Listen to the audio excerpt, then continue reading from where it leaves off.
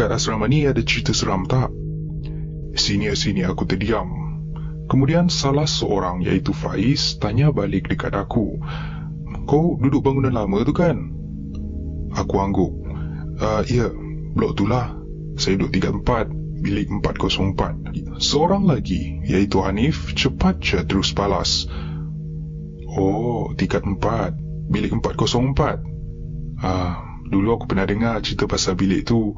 Aku pun tak tahu betul ke tak, sebab cerita ni pun aku dengar dari sini aku juga. Diorang dah lama graduate, dah bekerja pun. Kalau kau nak tahu dulu, blok yang kau duduk tu adalah asrama perempuan. Ada seorang budak perempuan ni, nama dia Fadia, dan dia duduk di katil yang kau duduk sekarang, bilik 404. Fadia ni memang pelik perangainya. Tapi pelik tu tak apa, tapi kadang-kadang menakutkan. Sehingga roommate Fadia ni, kalau tak silap, nama roommate dia tu Sarah. So Sarah ni dah tak tahan duduk satu bilik dengan Fadia. Sebulan je duduk dengan Fadia. Akhirnya Sarah minta tukar bilik. Sarah pernah juga cerita kat orang ramai tentang perangai pelik Fadia ni. Apa yang gila, kadang-kadang pukul 3 pagi, tiba-tiba je Fadia ni duduk gelak sorang-sorang kuat-kuat atas katil. Sarah tengok Fadia tu tak adalah pegang buku ke apa, pegang phone ke. Fadia tak ada buat apa-apa, tapi gelak sorang-sorang dengan kuat. Tak ke pelik dan menyeramkan tu, student-student yang stay di bilik yang berdekatan dengan Fadia pun pernah mengadu. Tak dapat tidur sebab kadang-kadang Fadia buat bising pukul 3 pagi. Kadang-kadang ketuk pintu biliknya kuat-kuat, ketuk loker kuat-kuat, ketawa kuat-kuat, sorang-sorang pula tu. Kadang-kadang dalam bilik air, mandi gelak sorang-sorang, buka paip air dan tak guna. Lepas tu belah macam tu je. Memang pelik. Aku terkejut dengan cerita si Hanif ni. Lalu aku bertanya lagi. Lepas tu? So, pada satu hari, beberapa orang student di tingkat 4 tu perasan sesuatu, iaitu diorang dah tak nampak dah Fadia. Student sekelas dengan Fadia pun ada cakap dia dah tak masuk kelas sejak kebelakangan ni. Diorang pun ceritalah pada warden. Dan warden pun pergilah cek bilik Fadia. Ketuk punya ketuk, tak berjawab. Tengok selipar dah je di luar. So warden pergi ambil master key dan buka pintu bilik Fadia. Di belakang warden adalah beberapa orang student yang kenal Fadia, datang juga untuk tengok keadaan dia. Alangkah terkejut diorang semua. Diorang nampak Fadia berbaring atas katil dengan mata terbuka luas, badan kaku, kaki lurus ke hadapan. Kedua-dua belah tangan Fadia berada atas lehernya, seolah-olah dia bunuh diri dengan mencekik dirinya sendiri. Macam itulah keadaan Fadia masa tu. Warden cek nadi Fadia, dan warden pasti Nadia dah tak bernyawa. Jadi cepat-cepat diorang call ambulans. Dipendekkan cerita, hospital mengesahkan Fadia dah meninggal. Polis mengkategorikan kematian Fadia ini adalah kematian mengejut. Sejak kematian Fadia tu, macam-macam perkara misteri dan menyeramkan berlaku. Benda-benda yang sama macam Fadia ni lah. Ketuk pintu, ketuk loker, buka paip air, gelak sorang-sorang. Tapi kali ni Fadia tak ada. Macam mana dong boleh dengar juga semua benda tu? Tu yang pelik. Dan sejak kematian Fadia tu juga, beberapa student di tingkat 4 tu terkena histeria. Lepas seorang minta pindah bilik. Last-last semua student di tingkat 4 tu semua minta pindah bilik di blok lain. Ada yang sanggup sewa rumah di luar universiti. Bila tingkat 4 tu dah kosong, student di tingkat 3 pula kena kacau.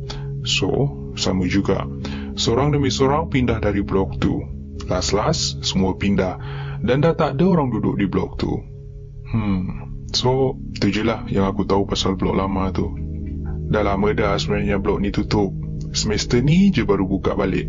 Lagipun aku dengar-dengar pihak universiti dah ada panggil ustaz untuk halau benda-benda yang tak elok di bilik tu.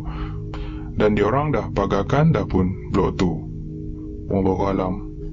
Tu je aku tahu. Selepas habis mendengar cerita si Hanif tu, cakaplah terus terang. Sebenarnya saya pun kena gangguan yang sama.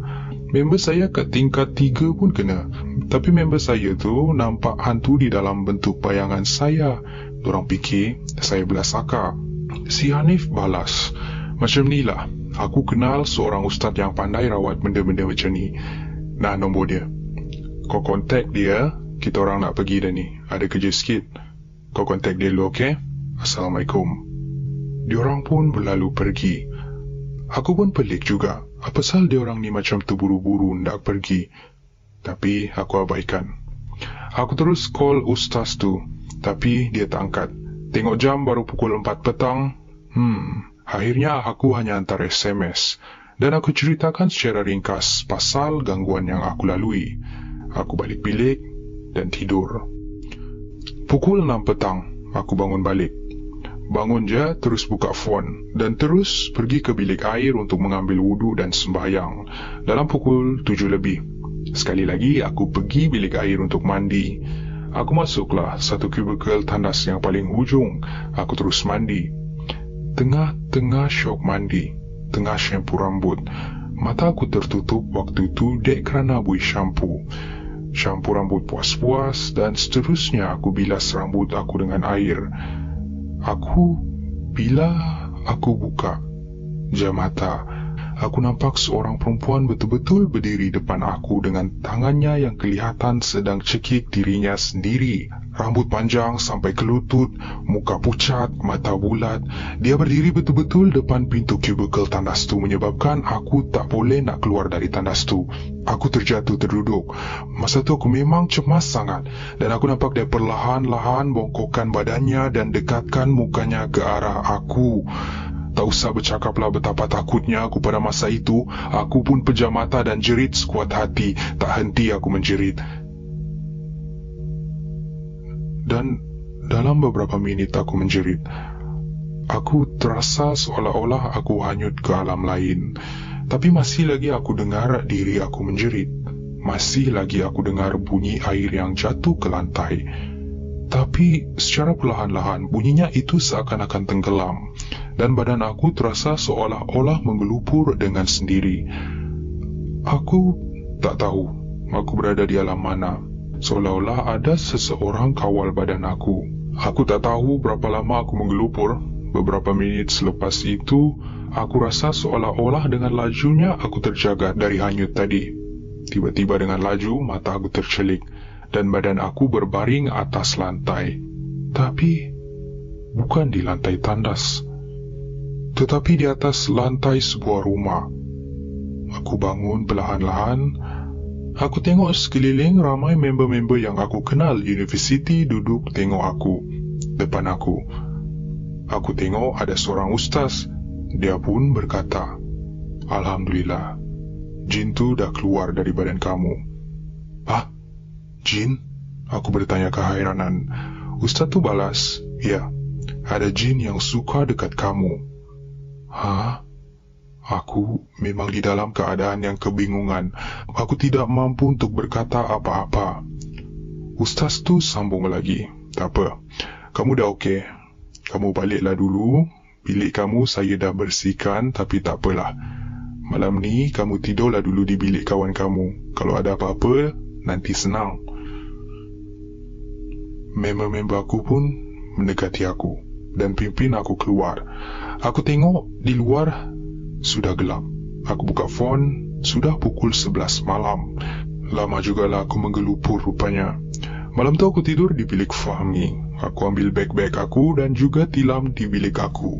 Aku bawalah ke bilik Fahmi dan aku hampar tilam tu atas lantai. Beberapa hari jugalah aku tidur di bilik Fahmi. Alhamdulillah gangguan sudah tiada dan sejak dari itu kami sudah pun slow-slow pindah ke rumah sewa di luar. Kisah yang aku lalui ini, aku dengar masih ada lagi yang terkena. Namun ia dirahsiakan oleh pihak universiti supaya tidak mahu nama universiti buruk. Universiti mana tidak perlu aku sebutkan. Cuma aku harapkan roh-roh yang menghantui tingkat 4 blok asrama tersebut tidak lagi mengganggu pelajar yang lain.